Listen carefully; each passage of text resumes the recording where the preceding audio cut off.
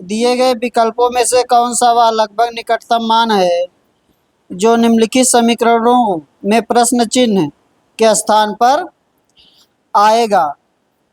लगभग मान बताना है, ठीक ना। तो हम वैल्यू क्या लेंगे, जैसे 895.98 है तो इसको लेंगे 896 प्लस 185.01 है तो इसको लेंगे 185 प्लस 851.86 है तो इसको लेंगे 852 और फिर प्लस है 524.09 तो इसको लेंगे 524। तो सॉल्व करिए सभी लोग। 896 प्लस 185, 896 प्लस 185 और आपका है प्लस 852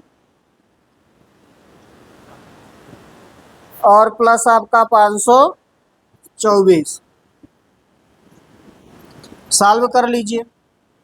लगभग में मान दे रहा है, ऐसे ही सॉल्व करेंगे। कितना बना 24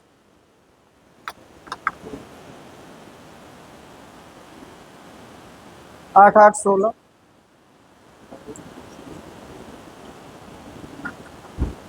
कितना आया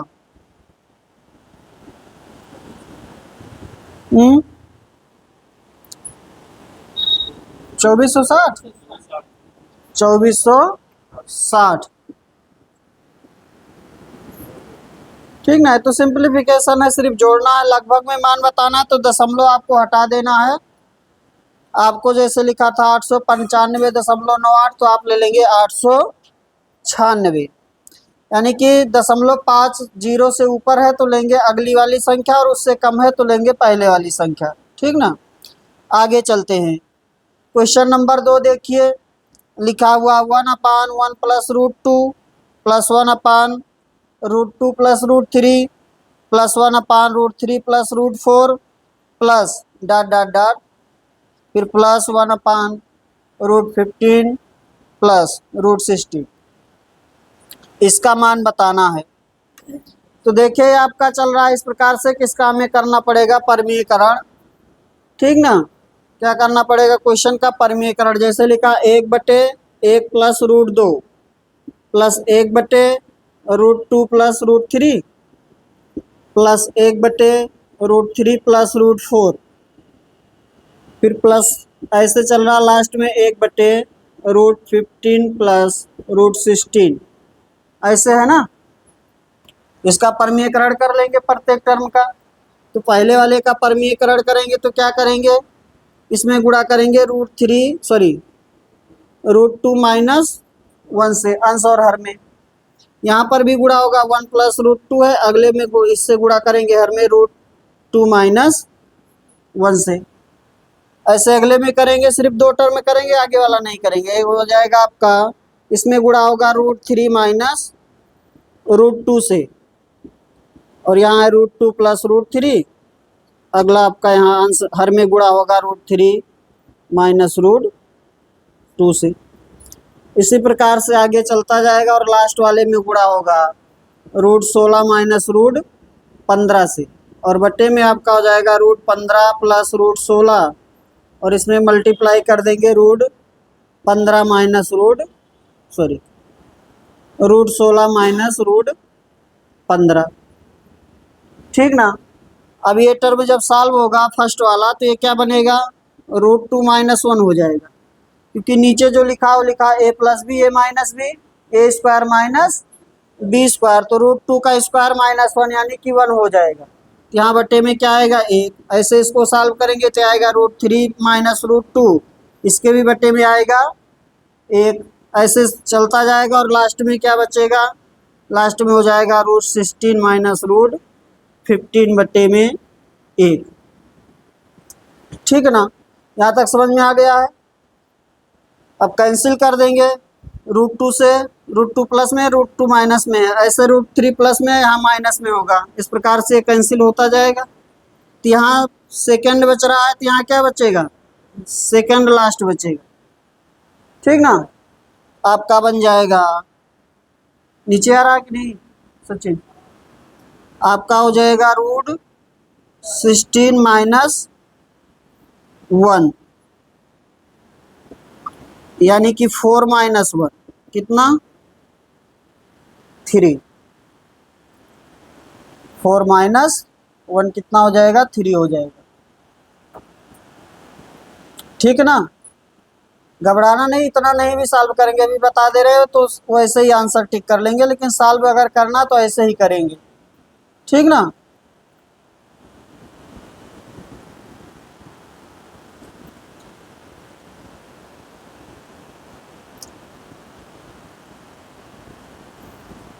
देखिए ऐसे कर लेंगे, इसको कुछ करना नहीं है इसमें आपका। इसके वर्गों का अंतर कितना चल रहा है सबका, 1 का है, वर्गों का अंतर कितना है 1 है। जब भी इसका परमीकरण करेंगे तो ऊपर आपका माइनस में बनेगा, तो जो संख्याएं रिपीट हो रही वो कैंसिल हो जाएंगी। ठीक ना, जो रिपीट हो रही कैंसिल हो जाएंगी, तो यहाँ आपका बचेगा √16 और यहाँ बचेगा 1। तो ये आपका किस में है, 1/, में है, 1/, में है, तो क्या हो जाएगा, ऊपर जाएगा तो माइनस में बनेगा। तो ये वाली संख्या आपकी बड़ी है, तो इसमें से ये वाली संख्या क्या हो जाएगी, घट जाएगी।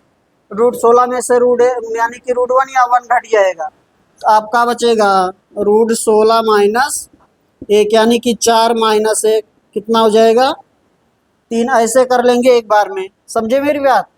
जो रिपीट हो रहा है उसको क्या कर देंगे, कैंसिल कर देंगे। यहाँ 1 बचा और यहाँ कितना बचा √16, √16 में से √16 में से 1 कर देंगे माइनस, तो कितना बचेगा 3 बचेगा। ठीक है ना, आगे चले,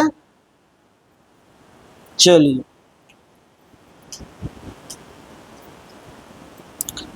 नेक्स्ट क्वेश्चन, चलिए अगले पर। कंफ्यूजन नहीं ना अमित, हाँ क्या कह रहे हैं इसका, देखिए परमीयकरण जब भी करते हैं तो बड़े में से छोटी संख्या घटा के करिए।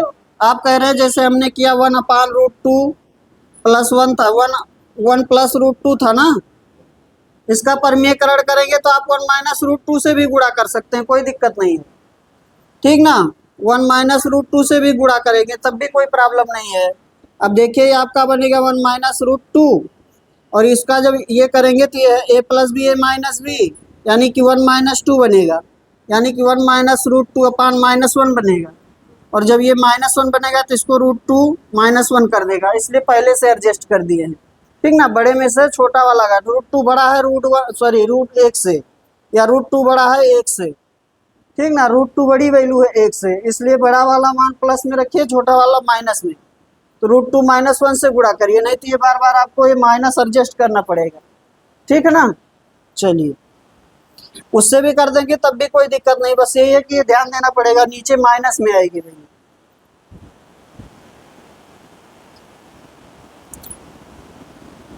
अगला क्वेश्चन देखिए, किसी लंबवृत्तीय बेलन के आधार की परिधि 176 सेंटीमीटर है और इसकी ऊंचाई 12 सेंटीमीटर है। बेलन का संपूर्ण पृष्ठीय क्षेत्रफल ज्ञात करें। बेलन का संपूर्ण पृष्ठीय क्षेत्रफल क्या होगा, 2πr h plus R, 2πr h plus R bracket में। ठीक ना, टोटल सरफेस एरिया होगा बेलन का, टोटल सरफेस एरिया होगा 2πr h प्लस आर। अब दिया क्या है हमें दिया है परिधि, हमें क्या दिया है परिधि, यानी कि हमें दिया है 2πr, कितना दिया है 176। इससे पहले क्या निकाल लेंगे, आर निकाल लेंगे रेडियस, तो 2 गुणे 22/7 गुणे आर बराबर 176। ठीक ना, इसलिए आर बराबर 176 गुणे 7/2 गुणे 22 कितना बनेगा, 11 से काट दीजिए 28, कितना आ जाएगा 28। ठीक है ना, 28 आ जाएगा।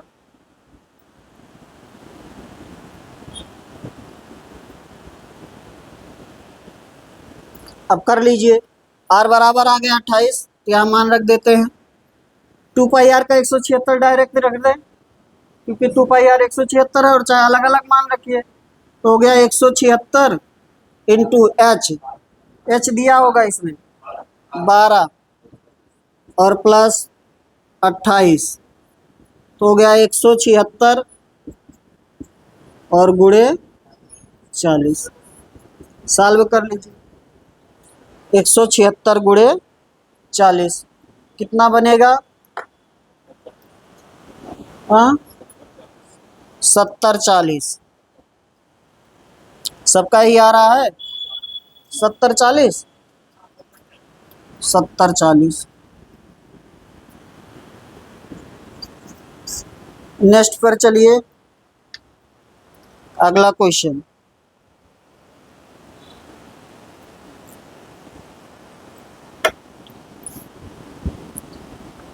अगला क्या दिया है? सरल रेखा के x माइनस 3y बराबर 6 बिंदु 3-2 से होकर गुजरती है, k का मान ज्ञात कीजिए। तो एक्स वाई का मान दे ही दिया, जहां से गुजरती है इंटरसेक्शन पॉइंट दिया है आपको। क्या दिया है? के एक्स माइनस 3y बराबर 6, के एक्स माइनस 3y बराबर 6, और आपका जहां से गुजरता है उसका पॉइंट दिया हुआ है 3-2, 3-2, यानी कि एक हो गया x, एक हो गया y। रख दीजिए, इसमें हो जाएगा 3 के माइनस 3 दूनाई 6 बराबर 6, इसलिए 3 के बराबर हो गया 12, इसलिए के बराबर हो गया 4। ये तो आसान है, कोई भी कर सकता है इसको, ठीक है ना। चलिए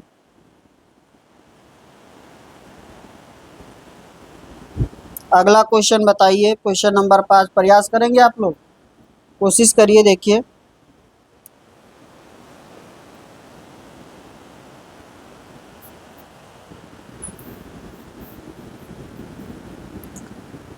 क्या दिया है क्वेश्चन? x और y अनुक्रमानुपाती हैं। जब x बराबर 37 है तो y बराबर 92.5 होता है। जब x बराबर 16 है तो y का मान ज्ञात करें।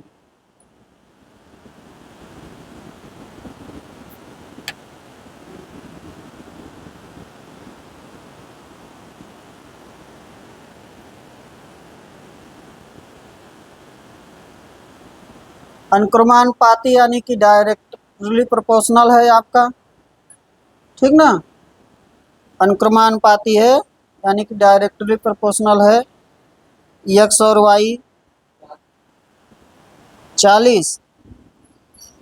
चलिए देखिए, जिसका नहीं हम कर देते हैं। x जो है वो डायरेक्टली प्रोपोर्शनल टू y है, तो x बराबर क्या लिखेंगे? के वाई लिखेंगे। x बराबर क्या लिखेंगे?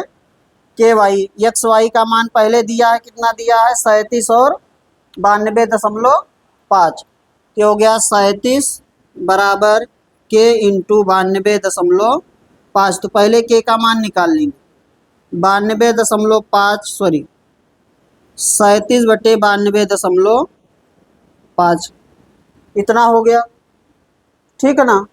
अब फिर हमें क्या चाहिए? x बराबर 16 पर, x बराबर 16 पर, तो ये आपका x बराबर क्या है? के वाई। x हो गया 16 और k का मान कितना हो गया? 37/92.5 इंटू वाई, तो y बराबर हो जाएगा 16 गुणे 92.5/37, ठीक ना। सॉल्व कर लीजिए।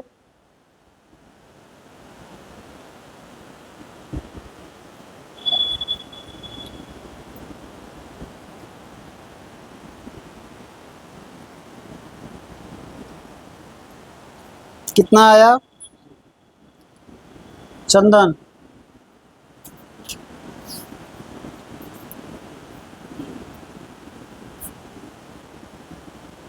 40 आ रहा ना सबका? ठीक है, गुणा भाग कर लीजिएगा भाई। 40 जिसका नहीं आएगा ऐसे करेगा, 16 गुणे 925 बटे 370। सॉल्व कर लीजिए इसको, ठीक ना। आगे चलें, नेक्स्ट क्वेश्चन पर चलिए।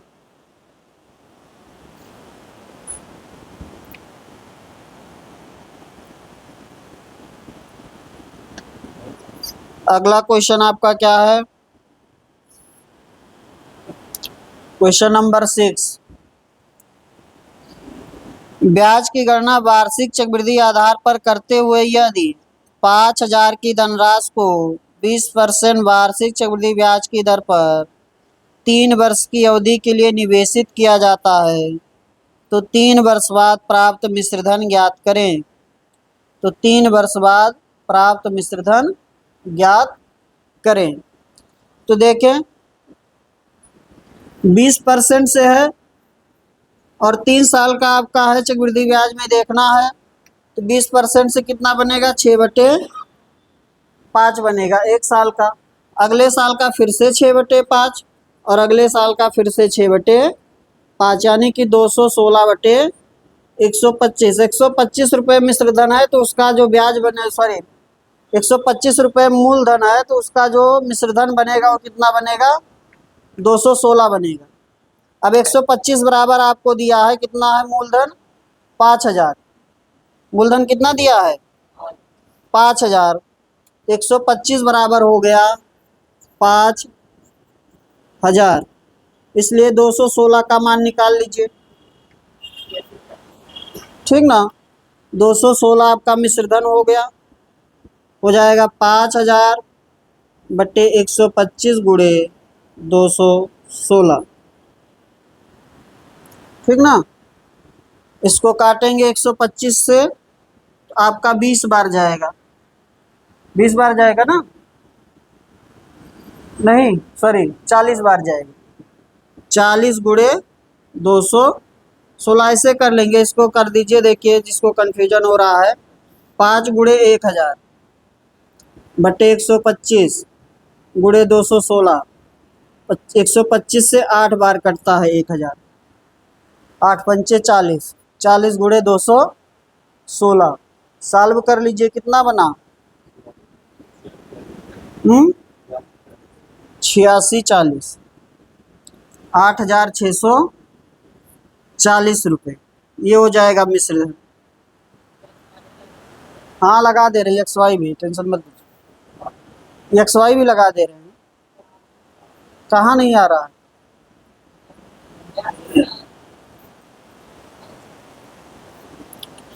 XY भी लगा दे रहे, देखिए 20% है ना, ये आ गया है सबको। XY भी लगा दे रहे, देखिए कर्ण सिंह कह रहे XY लगाइए। XY का मतलब 20% पहले साल का, अगले साल का 20% और अगले साल का 20%, ठीक ना। इसमें XY लगाएंगे तो ये बनेगा 44%, x plus Y plus XY/100। फिर इस 20 के साथ फिर से XY, तो आपका हो गया 44 प्लस 20 प्लस 44 गुणे 20/100, ठीक ना। तो ये आपका हो गया 64 और यह हुआ प्लस 8.8, आपका बना 72.8। 72.8% क्या हो गया, ब्याज। इसलिए आपको चाहिए मिश्रधन, तो मिश्रधन आपका अमाउंट देखेंगे तो 172.8% बनेगा। तो 5,000 का 172.8% निकालना, कर लीजिए, आ जाएगा, इससे भी उतना ही। क्या हुआ, नहीं आ रहा है, गुणा भाग कहीं गलत कर रहे होंगे यार।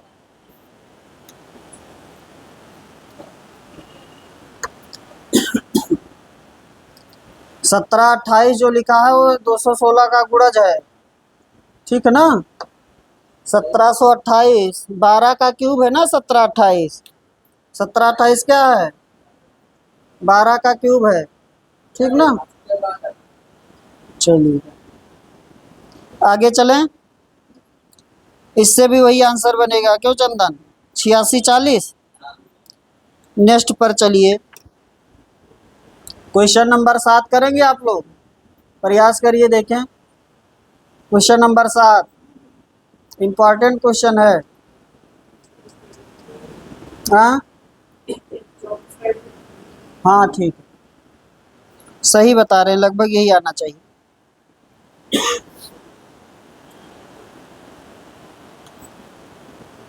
और लोगों को करने दीजिए।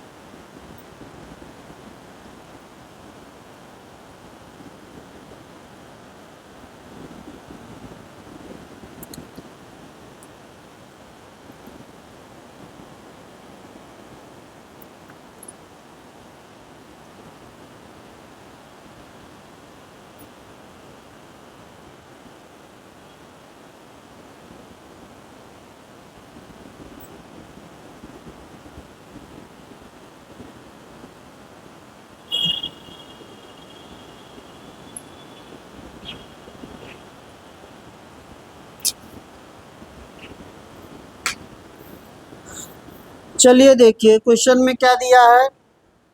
दिया है दो समान वृत्त जिनमें से प्रत्येक की त्रिज्या 24 सेंटीमीटर है, एक दूसरे को इस प्रकार प्रच्छेदित करते हैं कि उनमें से प्रत्येक दूसरे के केंद्र से होकर गुजरता है। उभयनिष्ठ जीवा की लंबाई ज्ञात करें। तो देखिए एक वृत्तीय हो गया और एक वृत्तीय हो गया, ठीक ना। दोनों एक दूसरे के सेंटर से गुजर रहे हैं, इस प्रकार से है वृत्त। मार्कर कहीं नहीं चलेगा। ये हो गया इसका सेंटर, ये हो गया इसका सेंटर। अगर यहाँ से मिला दे इसको तो ये दोनों क्या होगी, त्रिज्या होगी। और इसको मिला दे तो ये भी क्या होगी, त्रिज्या ही होगी, ठीक ना। तो क्या बन गया, समबाहु त्रिभुज बन गया।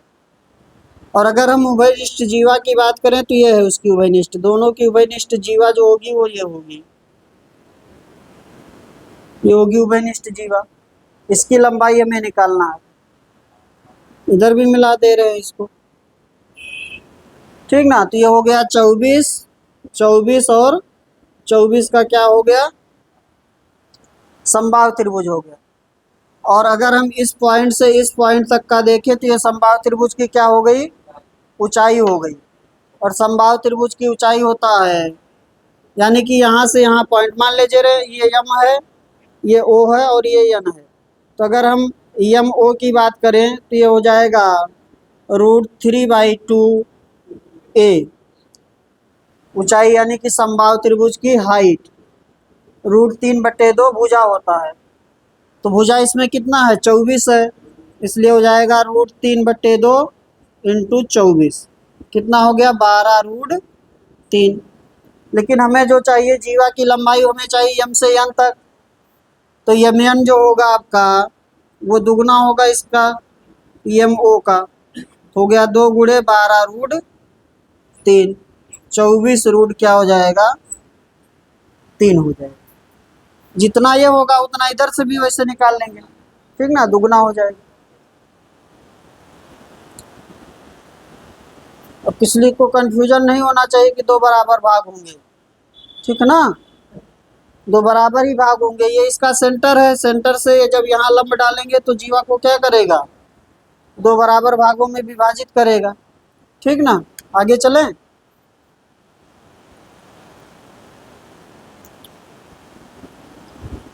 समझ गए क्वेश्चन, फिर से बताएं, हो जाएगा। समबाहु त्रिभुज का कॉन्सेप्ट लगेगा, ऊंचाई निकालेंगे √3/2 ए। समबाहु त्रिभुज में सारी चीजें आपको आनी चाहिए, इंपॉर्टेंट है समबाहु त्रिभुज। समबाहु त्रिभुज में क्या हुआ सचिन,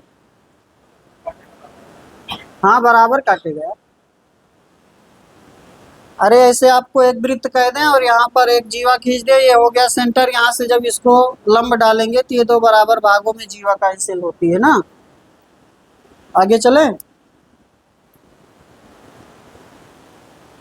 समबाहु त्रिभुज में सब कुछ आपको आना चाहिए। समबाहु त्रिभुज का क्षेत्रफल √3/4 ए स्क्वायर, भुजा का स्क्वायर।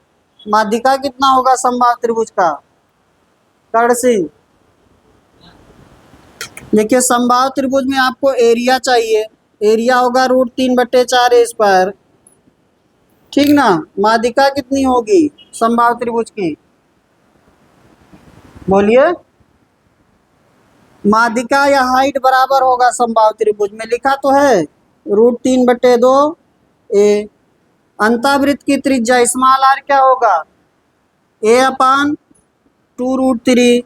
परवृत्त की त्रिज्या a/√3। और माध्यिका या हाइट जो है, हाँ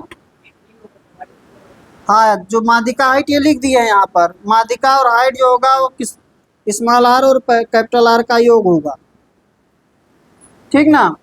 और कैपिटल आर अनुपाते स्मॉल आर या स्मॉल आर अनुपाते कैपिटल आर जो होगा 1:2। माध्यिका जो है वो सेंटर को 2:1 के अनुपात में विभाजित करेगी। आगे चले,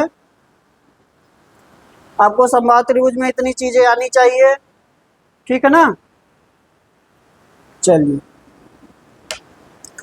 एक बेहद जरूरी कॉन्सेप्ट है, ये आपको याद रखना है। दूसरा चीज, जैसे डेल्टा बराबर आर इंटू एस, त्रिभुज का क्षेत्रफल होगा अंतःवृत्त की त्रिज्या इंटू अर्ध परिमाप, स्मॉल एस लिखा है। क्या हुआ, ब्लर हो गया क्या? आगे चलिए नेक्स्ट पर। ये इंपॉर्टेंट क्वेश्चन था, समझ में आ गया ना सबको? समबाहु त्रिभुज का सब चीज याद होना चाहिए।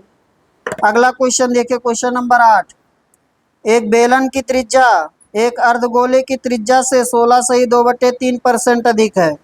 बेलन की ऊंचाई 21 सेंटीमीटर है। यदि बेलन का आयतन 7 सेंटीमीटर त्रिज्या वाले अन्य गोले के आयतन के बराबर है तो अर्धगोले का आयतन ज्ञात कीजिए। दशमलव के 2 स्थानों तक गणना कीजिए। पाई बराबर 22/7 मान लीजिए।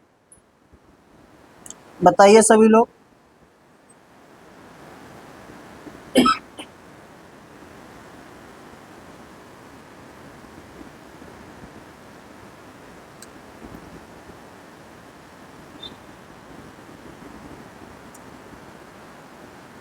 थोड़ा कैलकुलेटिव है क्वेश्चन, कोशिश करिए हो जाएगा।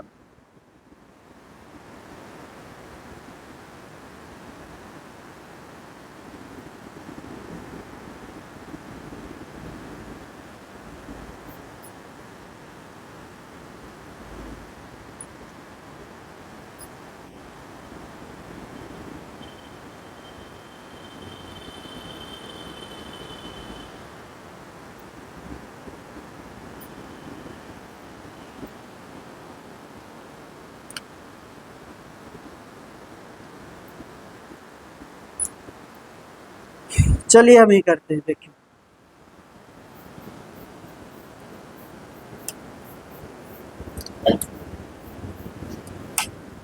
पहले वाला जो दिया है ये छोड़ दीजिए लाइन। बेलन की त्रिज्या एक अर्धगोले की त्रिज्या की 16.2/3% अधिक है। बेलन की जो त्रिज्या है अर्धगोले की त्रिज्या से 16.2/3% अधिक है। पहले इसको छोड़ दीजिए, पहले आप आगे क्वेश्चन में आए। बेलन की ऊंचाई दिया है 21 सेंटीमीटर और बेलन का आयतन 7 सेंटीमीटर त्रिज्या वाले एक अन्य गोले के आयतन के बराबर है, ठीक ना।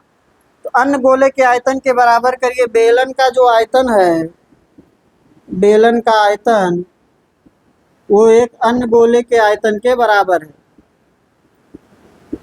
ये दिया है। अन्य गोला है यानी कि जो अर्धगोला है उससे अलग है वो, ठीक ना।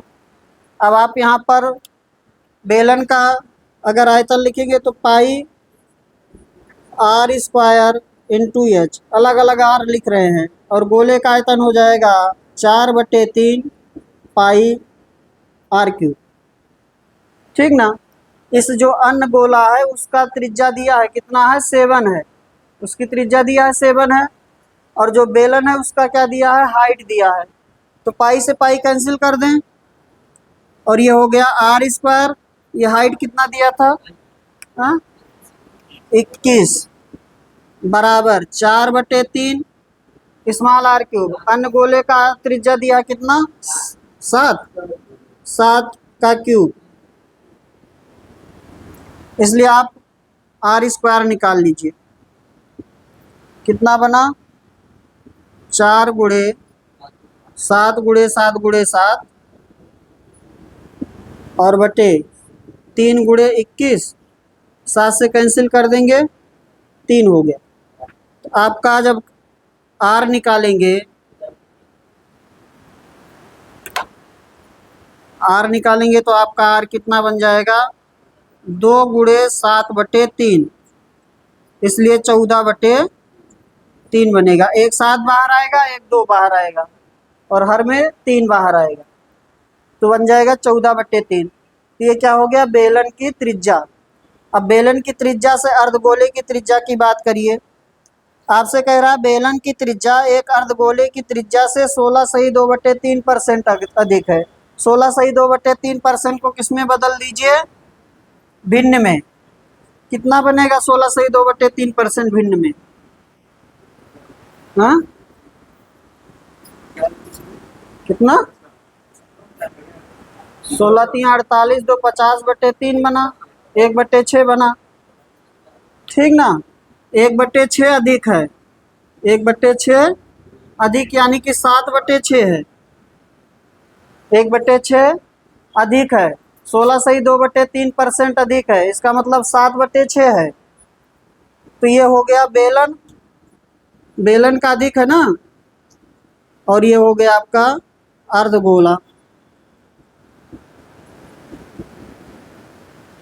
अब आपका बेलन की त्रिज्या आपने निकाल लिया है, तो अर्धगोले की त्रिज्या निकल जाएगी, यानी कि 7 बराबर आपको दिया है। 7 बराबर कितना आ रहा है आपका, 14/3, इसलिए 6 बराबर 14/3 गुणे 7 इंटू 6, तो 3 से कैंसिल करिए, 2 बार गया, 42, और 7 से कैंसिल कर दीजिए तो कितना बना, 4, 4 ही बन रहा ना, 4 हो गया।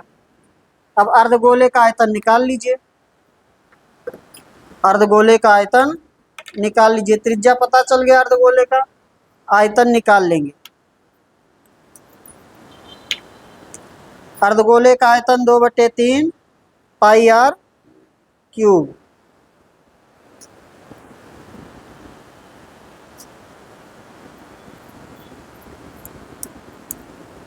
उसके उधर आ रहा कि नहीं सचिन, आ जाएगा ना, यहीं लिख दे रहे हैं ना, ठीक।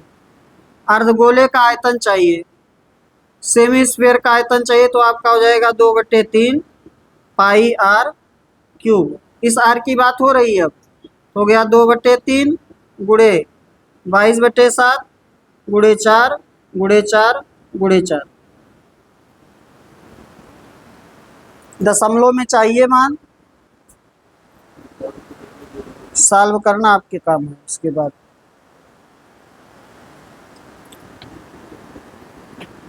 कितना आएगा, और सबका मुझे याद नहीं है, आपको, हाँ नियरली आ रहा तो ठीक। सी आ रहा 134.10, अलग अलग आ रहा है, हम इसे कराएंगे क्या, कितना आया पीछे कड़ से, हाँ 134.10।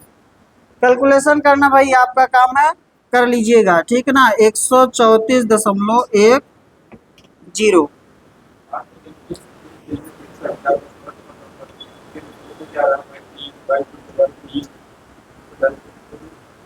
अरे तो वो दशमलव फिर इधर एडजस्ट होगा ना मान, ठीक ना।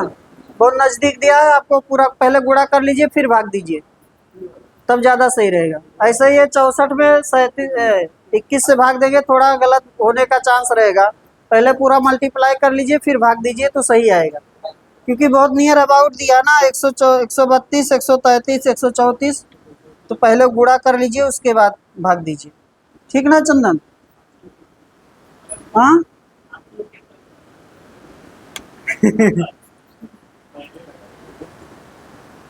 देखिए इसमें कुछ फॉलो नहीं हो पाएगा ना, क्योंकि लगभग में मान दे रहा है, तो 11 का गुणज का कोई कंसेप्ट लग नहीं पाएगा। हाँ लगभग कट रहा है, लगभग नहीं करना चाहिए, बड़ा पूरा करना चाहिए। आगे चलिए, नेक्स्ट क्वेश्चन। कहीं समझने में प्रॉब्लम है तो फिर से बता दें, बाकी वो कैलकुलेशन करना आपका काम है। अमित हो जाएगा ना, समझ पाए हैं? पहले बेलन का आयतन और अर्धगोले का अन्य गोले का आयतन बराबर करेंगे। अन्य गोले की त्रिज्या दिया है, उससे हम निकाल लेंगे बेलन की त्रिज्या। जब बेलन की त्रिज्या निकल जाएगी तो कह रहा है कि जो बेलन की त्रिज्या है वो 16 सही 2/3% अधिक है। इसका मतलब 1/6%, 1/6 अधिक है। 1/6 अधिक का मतलब 7/6 हो जाएगा। तो बेलन का अधिक है, ये बेलन का हो गया और ये हो गया अर्धगोले का। हम इससे कंपेरिजन कर लेंगे तो 7 बराबर आपको कितना आ रहा था, 14/3 सेंटीमीटर मीटर जो भी हो, 14/3 मीटर। इसलिए 6 बराबर हमने निकाल लिया तो हमारा आ गया 4। और जब 4 आ गया तो हमने क्या कर लिया, सेमी स्फीयर का आयतन निकाल ली। ठीक ना, सेमी स्फीयर का आयतन निकाल लिए, वॉल्यूम निकाल लिए। आगे चले, अर्धगोले का आयतन सबको पता है 2/3 पाई आर क्यूब। अर्धगोले का कर्व सरफेस एरिया बताइए क्या होगा, सेमी स्फीयर का कर्व सरफेस एरिया बताइए अमित। अर्धगोले का वक्र पृष्ठीय क्षेत्रफल क्या होगा, याद करिए क्योंकि आपको 2πr²। जो आपका सेमी स्फीयर का कर्व सरफेस एरिया होगा वह होगा 2πr²। अर्धगोले का कर्व सरफेस एरिया और अर्धगोले का टोटल सरफेस एरिया 3πr²। आयतन आप लिख ही लिए हैं 2/3 पाई आर क्यूब। ठीक ना, क्योंकि गोले का होता है 4/3 पाई आर क्यूब, इससे ये मिल जाएगा। और इसका सरफेस एरिया क्या होगा, 4πr²। इसमें आपका कर्व या टोटल नहीं होता, एक ही होगा, चाहे टोटल कहिए चाहे कर्व कहिए, सब एक ही। आगे चले, नेक्स्ट पर चलिए। कि भाई आपको मेंसुरेशन का फार्मूला याद होना चाहिए, बगैर उसके नहीं लग पाएगा। फार्मूला याद ही रहेगा तभी हो पाएगा। ठीक ना, क्योंकि परसेंटेज या प्रॉफिट लॉस या ऐसा कुछ है नहीं कि घटा बढ़ा लेंगे जोड़ घटा लेंगे। ठीक ना, उसमें आपको याद ही होना चाहिए। बेलन का आयतन बोल दिया तो πr²h नहीं पता है तो नहीं लगेगा। ठीक ना, मान कहाँ रखेंगे RH का, करना ही पड़ेगा। आगे चलें, अगला क्वेश्चन देखिए। अगला आप लोग कर लीजिएगा 9 नंबर आ जाइए। यदि किसी संख्या का 24% 29 के बराबर है तो संख्या है, कर लेंगे, आसान है। 24%, 29 नहीं 39, 24% बराबर है 39, इसलिए 100% बराबर हो जाएगा 39/24 गुणे 100। आगे चले, चलिए दशमलव में आ रहा होगा ये, पहले गुणा कर लीजिए फिर भाग दीजिए। 162.5।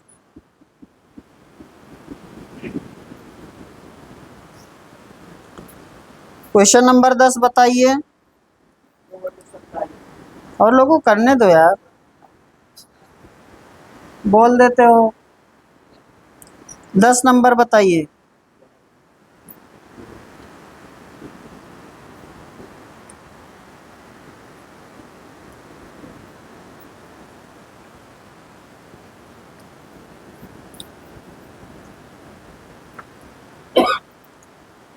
सिंप्लीफिकेशन है 32/46 गुणे 94/576 गुणे 184/282। कितना आया, कितना बता रहे हैं, 2/27। सबका हो जाएगा, कर लिए हमें। गुणा भाग थोड़ा फास्ट करिए भाई। अब इसमें कुछ बताने लायक तो है नहीं, गुणा भाग करना है। जितना जल्दी सिंप्लीफाई कर लेंगे उतना जल्दी आंसर आ जाएगा। तो कक्षा 2 का सवाल है ना, 2 का नहीं तो फिर 5 का मान सकते हैं। चलिए,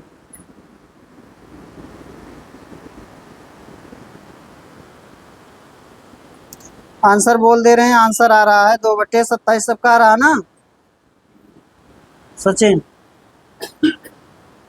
हो जाएगा। आगे चलिए, क्वेश्चन नंबर 11 आ जाइए। दो रेलगाड़ियां एक ही समय पर दो स्टेशनों से चलना शुरू करती हैं और क्रमशः 30 किलोमीटर प्रति घंटा और 35 किलोमीटर प्रति घंटा की चाल से एक दूसरे की ओर बढ़ती हैं। जब वह मिलती हैं तो पाया जाता है कि एक रेलगाड़ी ने दूसरी रेलगाड़ी से 30 किलोमीटर अधिक दूरी तय की है। दोनों स्टेशनों के बीच की दूरी तो किससे चल रहे हैं, 30 और 35 से। स्पीड अगर आप इनका देखेंगे, चाल देखेंगे तो है 30 और 35, यानी कि 6 और 7 का अनुपात है चाल में, इसलिए दूरी का अनुपात क्या होगा, 6-7 ही होगा। ठीक ना, दूरी का अनुपात सेम रहेगा चाल के, दूरी का अनुपात क्या रहेगा, सेम टू सेम रहेगा चाल के। जैसा जिसका चाल होगा उतना उसका दूरी होगा। जो जितना तेज चलेगा उतना ज़्यादा दूरी जाएगा, सेम रहेगा। ऐसा नहीं है जो तेज चलेगा वो ज़्यादा, जो धीमा चलेगा वो ज़्यादा दूरी जाएगा, जो तेज चलेगा वही ज़्यादा दूरी जाएगा। तो सेम रिलेशन होगा किसका, चाल और दूरी का। और टाइम का उल्टा होता है, जो जितना तेज चलेगा उसे उतना कम समय लगेगा। ठीक ना, तो आपका यहाँ से कितने का डिफरेंस है, 1 का। 1 बराबर कितने का अंतर आ गया था, 30 किलोमीटर। इसलिए टोटल दूरी चाहिए तो 6 और 7 13 चाहिए। 30 गुणे 13, 13 तिया 39, 390 किलोमीटर। आगे चलें, हो जाएगा। कंफ्यूजन नहीं ना किसी को, चाल बराबर दूरी बटे समय में तो नहीं लगाना है। आगे चलिए, ऐसे कर लेंगे अनुपात से, ठीक है ना कर्ण सिंह। चलिए, क्या हुआ, अगला देखिए, कह रहा 12 कुशल, 14 अर्धकुशल और 10 अकुशल श्रमिक किसी कार्य को 13,189 में पूरा करते हैं। यदि उनकी व्यक्तिगत मजदूरी का अनुपात 9:4 है तो 10 अकुशल श्रमिकों द्वारा अर्जित कुल धनराशि कितनी होगी। तो देखें, 10 हैं कुशल, 12 कुशल हैं, 14 अर्धकुशल हैं और 10 हैं अकुशल। 12, 14 और 10, इनका दैनिक मजदूरी जो दिया किस अनुपात में है, 9:4 में है। इनको 9 मिलता है, इनको 5 मिलता है, इनको 4 मिलता है। इसको कितना मिला होगा, 12 9 108। इसको कितना मिला होगा, 14 पंचे 70। इसको कितना मिला होगा, 40। और छोटा अनुपात करेंगे इसको, ऐसे आप कर लीजिए, देखिए इसको गुणा मत करिए, ऐसे लिखिए 12 गुणे 9 अनुपाते 14 गुणे 5, काटने में आसानी रहेगी। ये हो जाएगा 10 गुणे 4, 2 से केवल कटेगा तो ये हो जाएगा 6, ये हो जाएगा 7 और ये हो जाएगा 2। और कुछ कटेगा नहीं ना, तो आपका हो गया 9 छक 54 अनुपाते 35 अनुपाते 20। जोड़ लीजिए टोटल, तो 54 + 35, जाने दीजिए, आवाज़ कैच करेगा, गिर जाएगा, गिरेगा नहीं, टेंशन मत लीजिए। आन है, 54 35 20 ना, कितना बना, 109। ऐड कर देंगे, हो जाएगा 109। तो टोटल धनराशि दिया 109 बराबर आपको दिया है, कितना दिया है, 13,189। इसलिए हमें चाहिए किसका, कुशल अकुशल कौन सा चाहिए, अकुशल ना, 20 चाहिए। तो हो जाएगा आपका 13 189 बटे 108 गुणे 20। 109 भाई बदल लीजिए यार, कभी कभार दिमाग काम करना बंद कर देता मेरा। ठीक है, तो हो जाएगा 13 189 बटे 109 गुणे 20।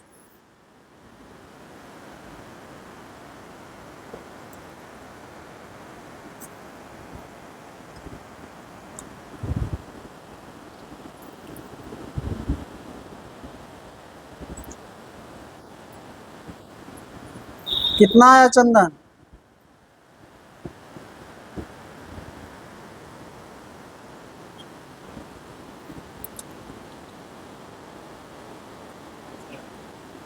बाईस। हम ही कैंसिल कर रहे हैं।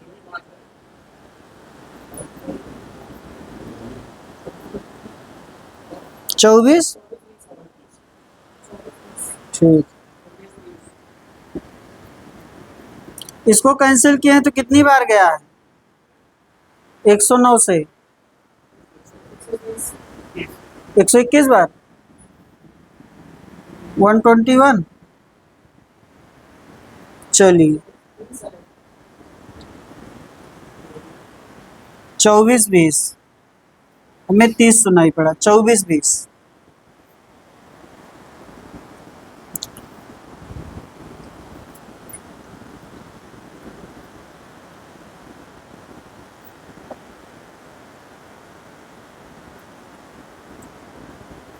आगे चलिए,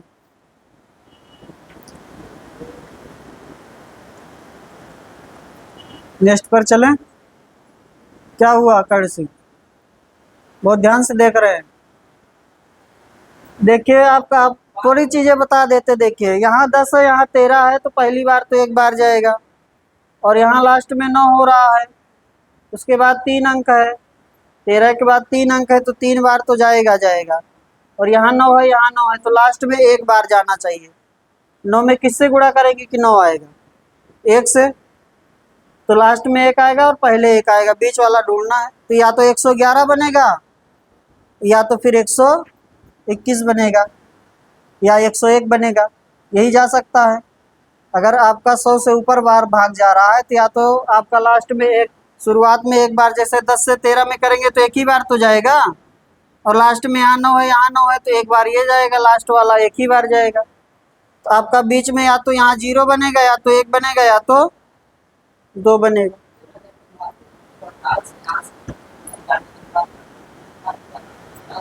क्या कर रहे हैं?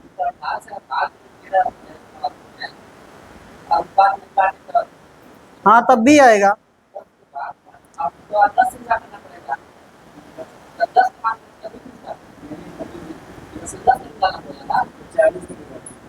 जब आप काटे नहीं होंगे तो 40 का मान निकलेगा। ठीक ना? आपने कैंसिल नहीं किया होगा तो यहाँ 40 बना होगा ना, 40 की वैल्यू निकालेंगे।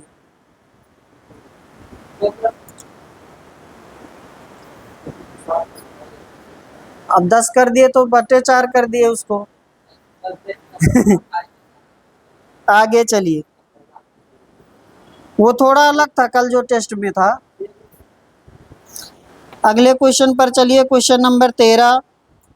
ये देख, बेलन की त्रिज्या और ऊंचाई क्रमशः 0.2 मीटर और 0.7 मीटर है, तो इसका वक्र पृष्ठीय क्षेत्रफल ज्ञात कीजिए। बताएंगे आप लोग। बेलन का कर्व सरफेस एरिया 2πr/h, ठीक है ना? वक्र पृष्ठीय क्षेत्रफल कह रहा है, वक्र पृष्ठीय क्षेत्रफल होगा 2πr/h।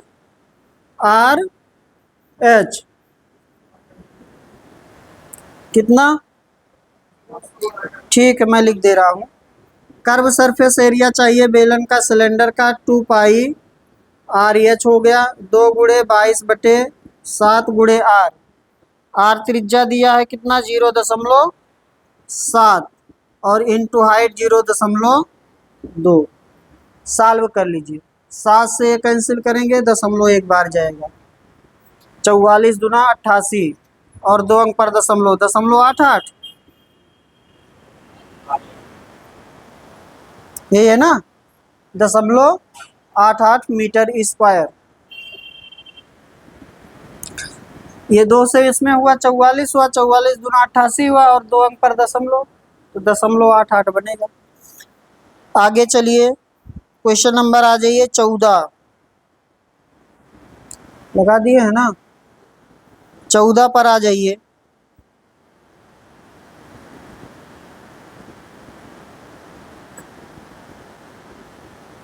चौदह बताइए। क्वेश्चन पढ़ दें। कोई व्यक्ति एक धनराशि को 12% वार्षिक साधारण ब्याज की दर पर और दूसरी धनराशि को 10% वार्षिक साधारण ब्याज की दर पर निवेशित करता है। उसे दोनों निवेश से 125 रुपये का वार्षिक ब्याज प्राप्त होता है, लेकिन यदि उसने निवेशित धनराशि को आपस में बदल दिया होता तो उसे ब्याज के रूप में 3 रुपये अधिक प्राप्त होता। उसने मूल रूप में 10% वार्षिक साधारण ब्याज पर कितनी धनराशि निवेशित की थी?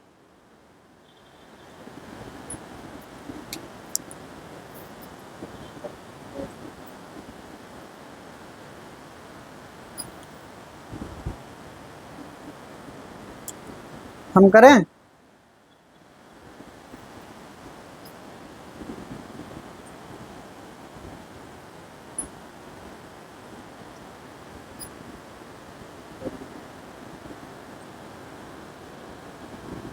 देखिए, दो अलग अलग धनराशि है। क्या कह रहा है? दो अलग अलग धनराशि है। एक धनराशि मान लीजिए x है, अगली धनराशि क्या है? y। तो दो समीकरण बनाना पड़ेगा। एक धनराशि हो गया x, एक धनराशि हो गई वाली तो y। तो केस 1 पर देखिए, केस 1 में क्या हो जाएगा? कितना परसेंट पर दिया है? 12% और 10%। इसका ब्याज कितना हो जाएगा? x गुणे 12/100 प्लस y गुणे, एक ही साल के लिए है ना, बराबर कितना? 125 रुपये। ठीक है। और अगर आप केस 2 इसका देखेंगे तो क्या करना है? राशि को बदलना है। जो x पर दिया गया था उसको y पर रहेगा। यहाँ से y गुणे 12/100 और प्लस x गुणे 10/100 बराबर 3 रुपये अधिक, यानी कि 128। ठीक ना, 125 था, उससे 3 रुपये ज़्यादा, 128। दो समीकरण है, सॉल्व कर लीजिए मान। ठीक है ना, और थोड़ा छोटा कर दें इसको, पहले समीकरण को।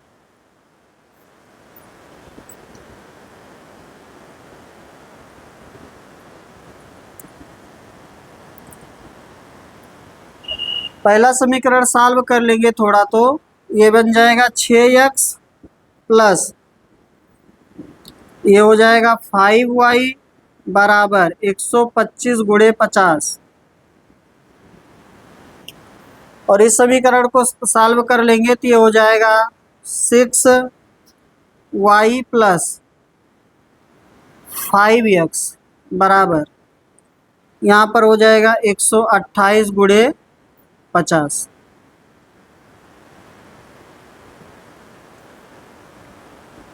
अब x को कैंसिल कर लीजिए, एक में 5 से और एक में 6 से गुणा करके।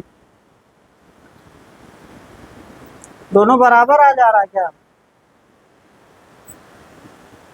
ठीक है, एक x को कैंसिल करिए, बन जाएगा आपको।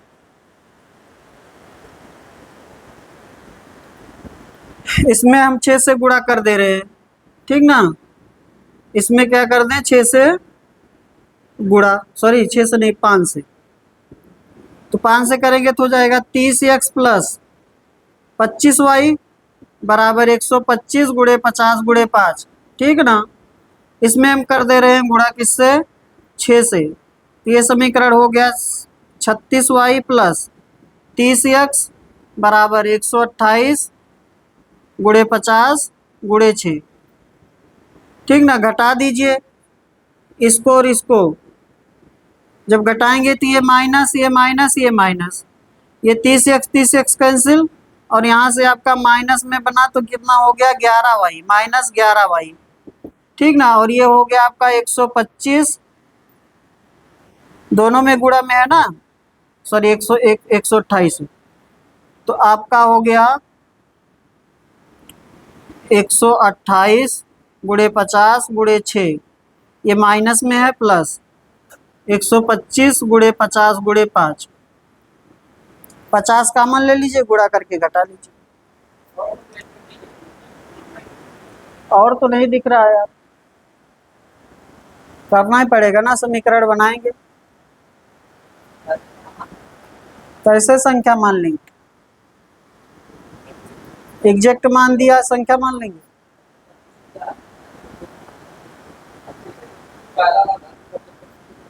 कर लीजिए, अब तो फाइनल पहुंच गए यार, अब क्या है उसमें करने में।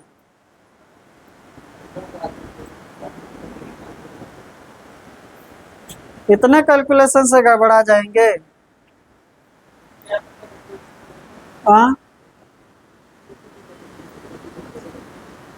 क्या कह रहे हैं, दो का डिफरेंस, क्या दो का डिफरेंस, क्यों अलग अलग राशि है, क्यों अंतर लेंगे ये बताइए।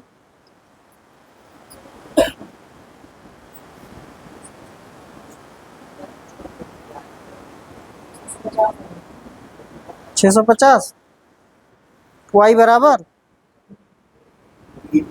यानी कि आपका -11y बराबर आ रहा है -11 गुणे 650, इसलिए y बराबर हो गया 650। अब x निकाल लीजिएगा, y ही पूछा है तो ठीक है 650।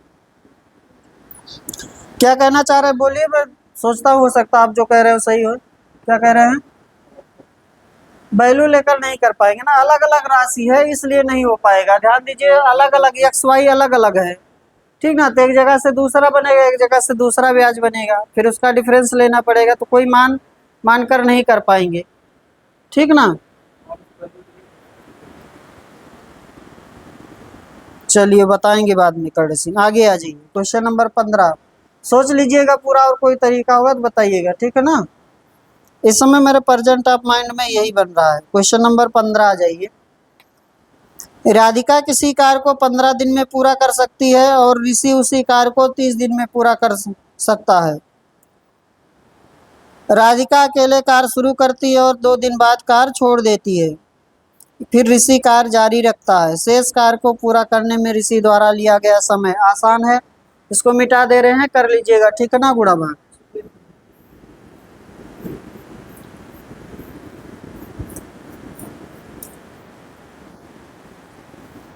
आपको दिया है राधिका किसी कार्य को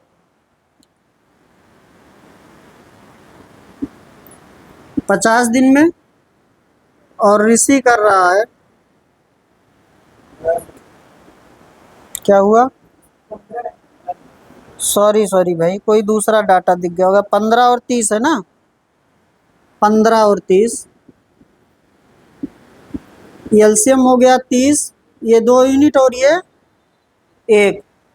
कार्य किसने शुरू किया है, राधिका ने। राधिका ने कितने दिन किया, 2 दिन, तो 2 दिन का कार्य क्या हो जाएगा राधिका का, आपका हो जाएगा 2 गुणे 2 4 यूनिट, इसलिए शेष कार्य क्या रह जाएगा।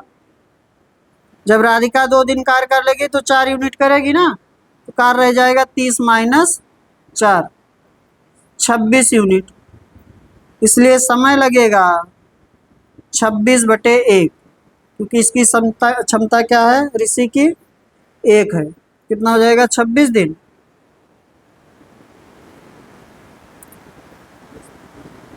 ठीक है,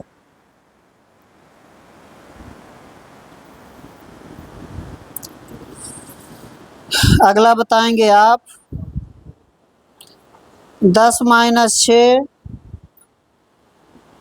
गुणे 3 प्लस 27/9 यानी कि 3, तो 10 - 6 गुणे 3 और +3 -5।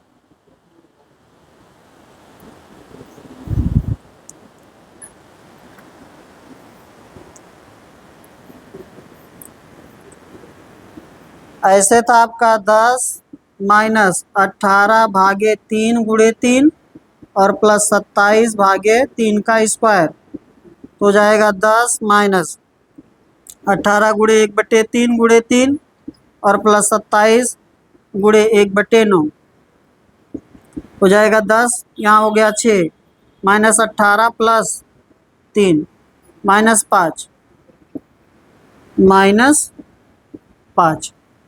आगे चलें।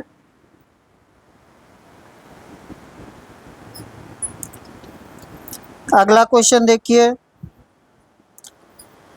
6250 की धनराशि पर 12% वार्षिक साधारण ब्याज की दर से 3 वर्ष में प्राप्त होने वाला ब्याज ज्ञात कीजिए।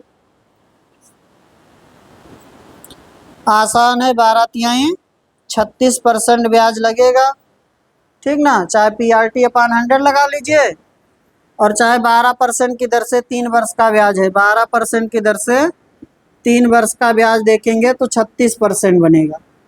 तो 6250 का कितना, 36% चाहिए, ठीक है। 25 से काट दीजिए, 25 चौका 100 हो गया और ये आपका हो जाएगा 25 ना, यानी कि 250। 4 से 9 2250। चलिए क्वेश्चन नंबर 18 आ जाइए।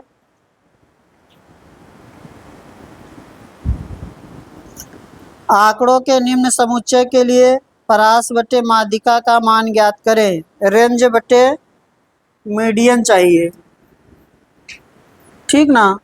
तो आंकड़े क्या दिए हैं, 134, 98, 194, 122, 108, 156। तो पहले इसको ऑर्डर में लिखेंगे। तो सबसे पहले होगा 98, फिर 108।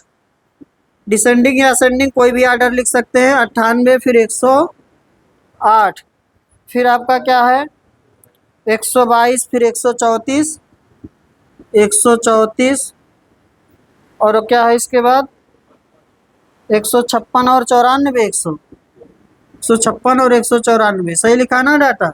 2 2 4 2 6 2 8, 2 2 4 2 ज़्यादा लिख दिए क्या हम।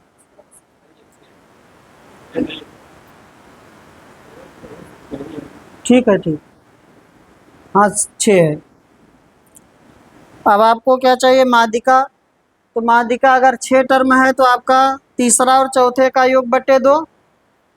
अगर पदों की संख्या क्या है, सम है, तो सम है तो 6 है, 6 का आधा होगा 3, तीसरा और चौथा। थर्ड टर्म जो होगा और फोर्थ टर्म का योग बटे 2 हो जाएगा।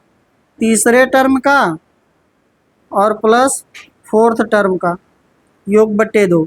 तो तीसरा टर्म 122 और प्लस 134 बटे 2, ये हो जाएगा आपका माध्यिका या मीडियन जिसको कहते हैं, ठीक ना। तो कितना बना ये 128, 128। और आपसे कह रहा रेंज प्रास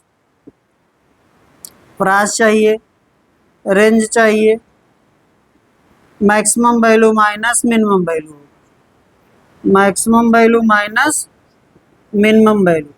मैक्सिमम क्या है 194 और मिनिमम है 98, तो आपका हो जाएगा 96, ठीक ना। और हमें चाहिए क्या, परास बटे माध्यिका, परास बटे रेंज बटे मीडियन चाहिए, रेंज बटे मीडियन चाहिए।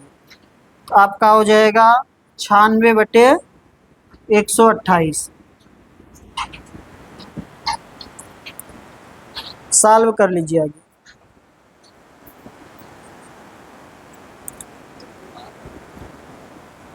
कितना बनेगा 3/4। चलिए अगले क्वेश्चन पर चलें, ठीक है ना। कंफ्यूजन नहीं किसी को। परास रेंज जो होगा वो maximum value minus minimum value, जो भी आंकड़ा दिया गया है उसमें से मैक्सिमम में से मिनिमम वाला घटा देंगे, वो रेंज हो जाएगा आपका। नेक्स्ट क्वेश्चन देखिए, क्वेश्चन नंबर 19। यदि 14, 6, 2a और 16 का माध्य 12 है तो a का मान, तो भी आसान है, माध्य दिया है, मीन आपको पूछ रहा है, मीन दिया है, और डाटा आपको दिया है 14, 6, 2a प्लस 16, 14 प्लस 6 और प्लस 2a और प्लस 16 बटे में 4 बनेगा, ठीक ना। माध्य ही तो दिया है आपको, माध्य आंकड़ों का योग बटे आंकड़ों की संख्या, संख्याओं का योग बटे संख्याओं की संख्या होगा। कितना दिया है माध्य? 12, इसके बराबर ले लेंगे 12। कर लीजिए तो 14, 6, 20 और 20, 16, 36, 36 प्लस 2a बराबर 12 चौके 48, इसलिए 2a बराबर 4 इधर 12 ना, इसलिए a बराबर 6।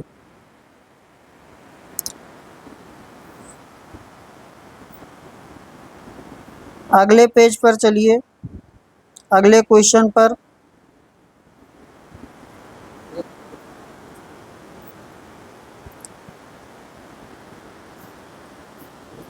Question number 20। एक विक्रेता 60% लाभ पर 3 रुपए में 15 नींबू बेचता है, उसे 1 रुपए में कितने नींबू खरीदे थे? उसने 1 रुपए में कितने नींबू खरीदे थे, कौन बताएगा?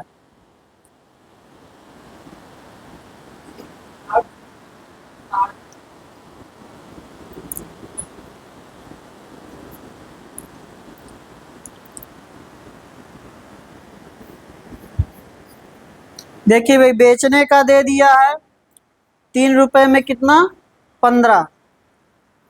3 रुपए में 15 नींबू बेचता है, सेल करता है, तो कितने का लाभ होता है?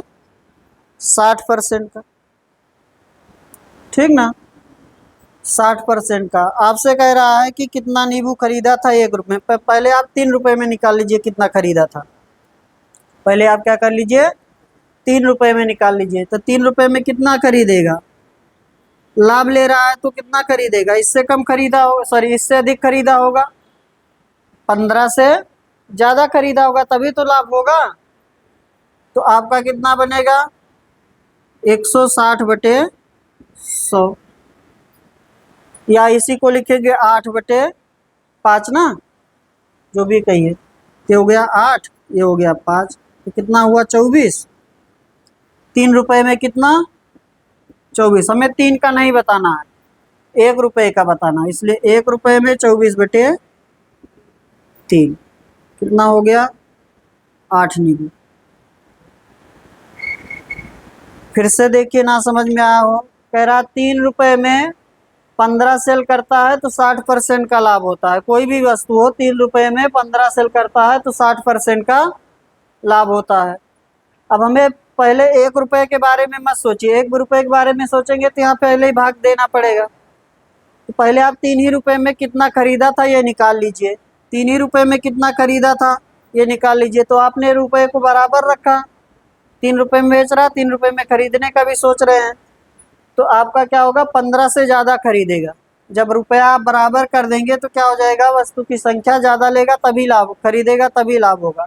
तो 15 से अधिक 60% लाभ के साथ क्या बनेगा? 160 बटे 100 बनेगा, या 100 बटे 160 बनेगा, यानी कि 8 बटे 5 बनेगा, या 5 बटे 8 बनेगा। तो 15 से अधिक लाना है, 15 से अधिक लाना है तो किस फ्रैक्शन से गुणा होगा?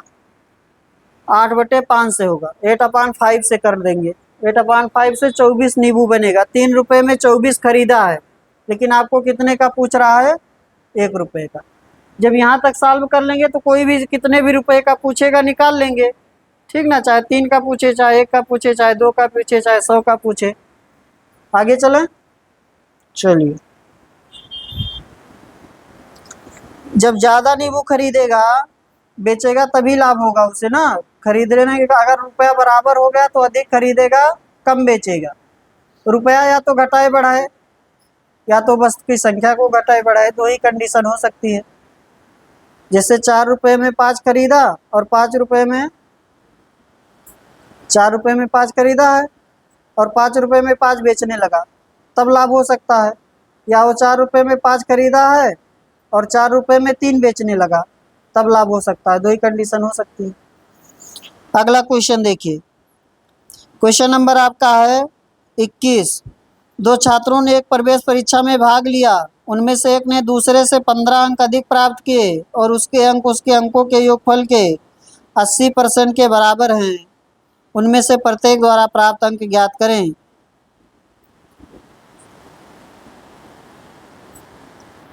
बताइए।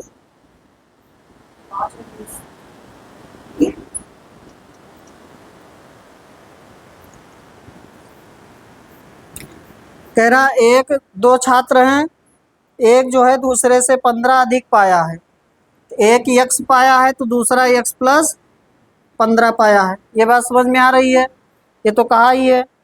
और उसके अंक किसके? उसके अंक उनके अंकों के योगफल के 80% के बराबर है। उसके अंक किसके? जिसके 15 अधिक थे, यक्स प्लस 15, उनके अंकों के योग के कितना परसेंट है? 80%, यानी कि 4/5 है। उसके अंक या उसके अंक उनके अंकों के योगफल के, तो जिसके बारे में पहले बात हो रही, किसके बारे में बात हो रही थी? जिसका 15 अधिक था, ठीक ना। फिर से पढ़ देते हैं। दो छात्रों ने एक प्रवेश परीक्षा में भाग लिया। उनमें से एक ने दूसरे से 15 अंक अधिक प्राप्त किए और उसके अंक किसके? जिसके 15 अधिक थे, उसके अंक उनके अंकों के योगफल के 80% के बराबर है। अब सॉल्व कर लेंगे तो आपका कितना बन जाएगा? ये 5 का इधर गुणा कर देंगे, 5x प्लस 75, और ये हो गया आपका x 2x 4 4 दूना 8x और प्लस 20, यही ना। इसलिए 3x बराबर 45, x बराबर 15। क्या चाहिए हमें?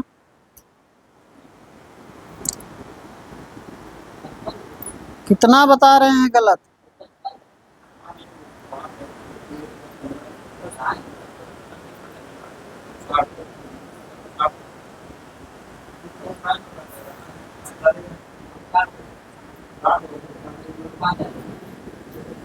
एक सेकेंड भाई। इसलिए 3x बराबर 15 ना, x बराबर 5, एक 5 हो गया और एक का 20 हो। आगे चले, यही आ रहा ना सबका? ठीक। 22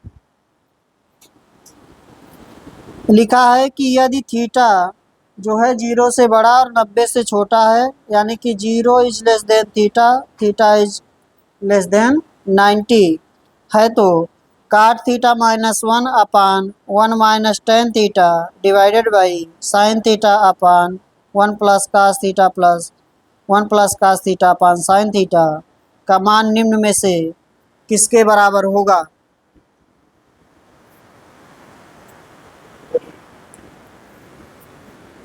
कर लेंगे? नहीं?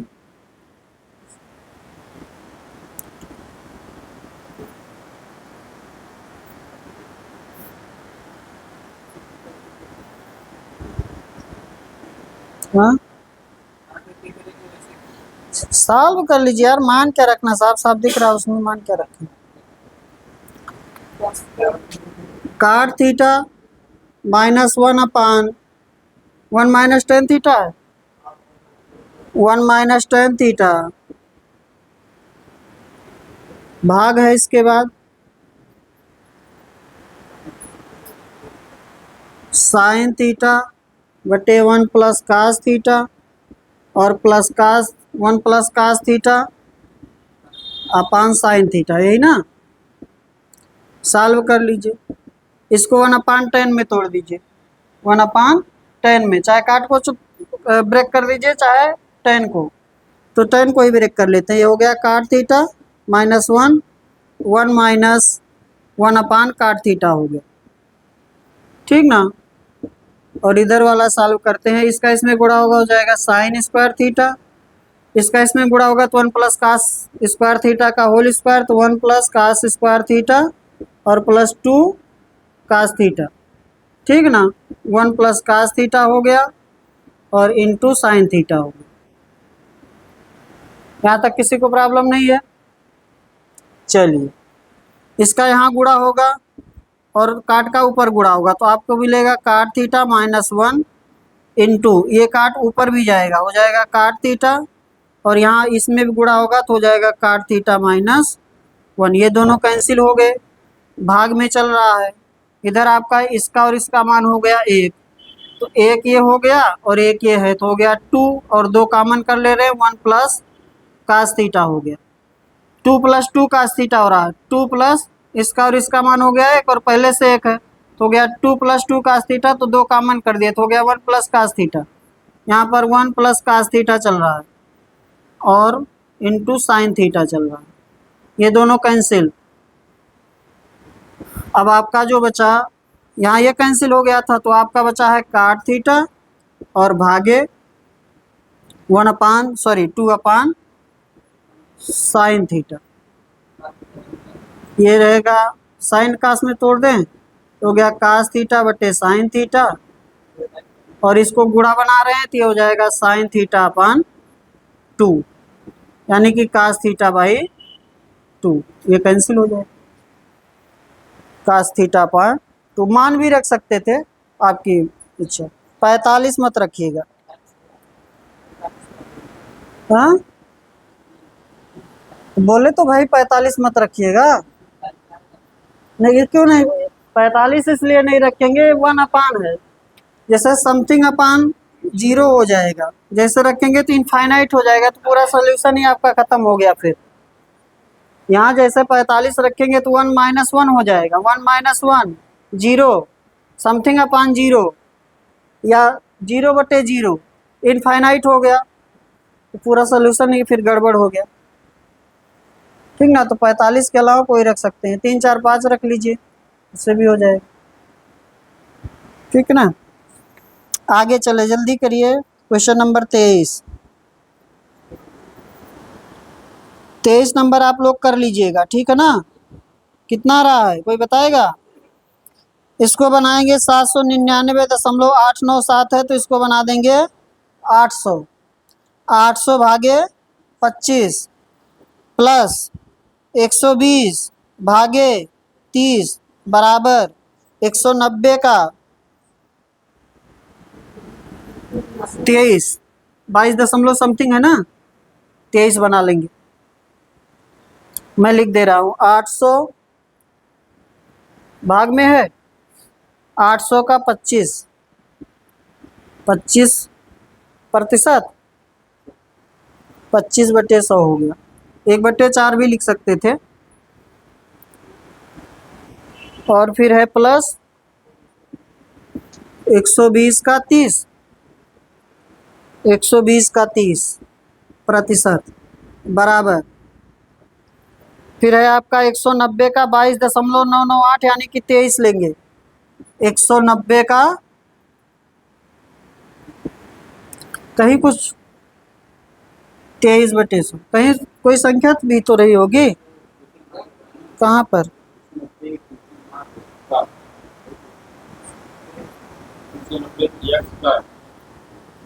190x कर लीजिए, ठीक ना, 190x का 23%, ऐसे काट दीजिए, सब में से 0 हटा दीजिए, ये ज़्यादा सही रहेगा, ठीक ना। फिर कर लीजिए।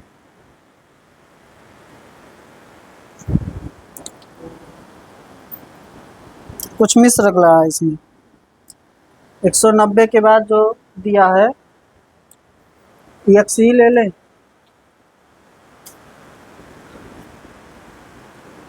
ये हो गया 2000, 25 अट्ठे 20,000 प्लस 12 तिहाई 3600 भागे हो जाएगा 190 गुणे 23, तो 20,000 23,600 23,600 बटे 190 गुणे 23, 19 से कट रहा है, 19 से कम 19, 4 नहीं कट रहा ना, यहाँ कुछ मिस है उस क्वेश्चन में, ठीक ना। 190 के बाद जो दिया है वहाँ पर कुछ मिस है।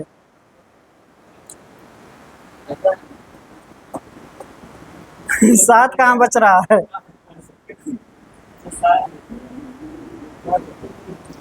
ठीक है, ये इसमें कुछ मिस है, इसको छोड़ दीजिए, ठीक ना, कुछ मिस प्रिंट है इसमें। आगे आ जाइए, 24 25 तक कराएंगे। 20 और 62, ठीक है। 20 और 62 के बीच सभी अभाज्य संख्याओं की माध्यिका क्या होगी। 20 और 62 के मध्य में सभी अभाज्य संख्याओं की माध्यिका। अभाज्य संख्याओं का माध्यिका चाहिए, तो अभाज्य इसमें अगर देखें तो एक ही अभाज्य है, एक ही तो अभाज्य है इसमें, 41, वही आंसर। आगे बढ़ें, अभाज्य संख्या है, हाँ तो इसको रोक दीजिए ना, एक और करा दें 25। 24 समझ पाए हैं कि नहीं, करने की जरूरत नहीं थी, ऐसा ऑप्शन दिया था। हाँ भाई ऑप्शन क्या है, उसके बाद तो डाटा लिखेंगे तो देखें। 20 से 62 तक का ना, 20 से 62 में अभाज्य संख्या क्या होगी, 23, और इसके बाद 29, 31, 37, 41, 43, 47 भी होगा, 47, 53, 59, बस ना, 61। इसमें माध्यिका चाहिए, माध्यिका यही तो बनेगा। हाँ अच्छा, दो, ठीक है, ज़्यादा हो जा रहा तो ठीक है, 1 2 3 4 5 6 7 8 9 10, अच्छा 10 है, तो 10 है तो 42 बनेगा।